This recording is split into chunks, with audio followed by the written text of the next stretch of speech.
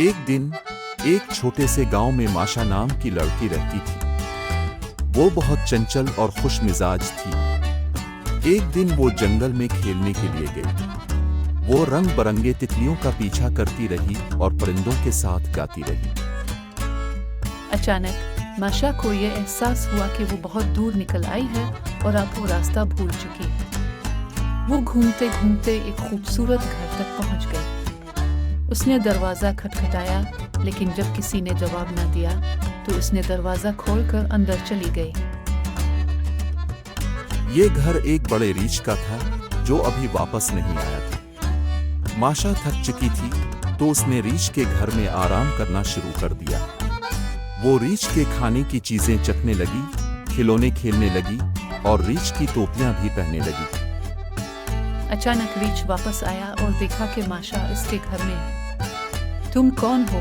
रीछ ने आहिस्ता से पूछा। माशा खौफजदा नहीं हुई, बल्कि खुश होकर कहा, मैं माशा हूँ और मैं रास्ता भूल गई थी, फिर मैंने तुम्हारा घर ढूंढ लिया। रीछ मुस्कुराया और कहा, चुल्लू, तुम्हें यहाँ रहने देता हूँ। फिर उसने माशा के लिए सूप बनाया और साथ खेलने लगा। वो दोनों अच्छे दोस्त बन गए। माशा हमेशा शरारत करती रहती थी, लेकिन रीछ हमेशा सब्र से इसका ख्याल रखता था। हर दिन एक नया एडवेंचर होता। सर्दियों में वो दोनों बर्फ से बर्फ के इंसान बनाते और गर्मियों में वो जंगल से बेरीज उठाते। वो दोनों मिलकर मजेदार कुकीज भी बनाते। माशा ने रीछ की जिंदगी में खुशी भरी और रीछ ने हमेशा उसकी हिफाजत की।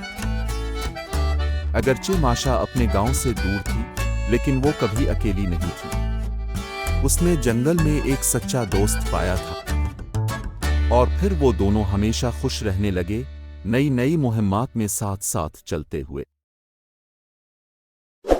Please subscribe and press the bell icon to get the latest videos.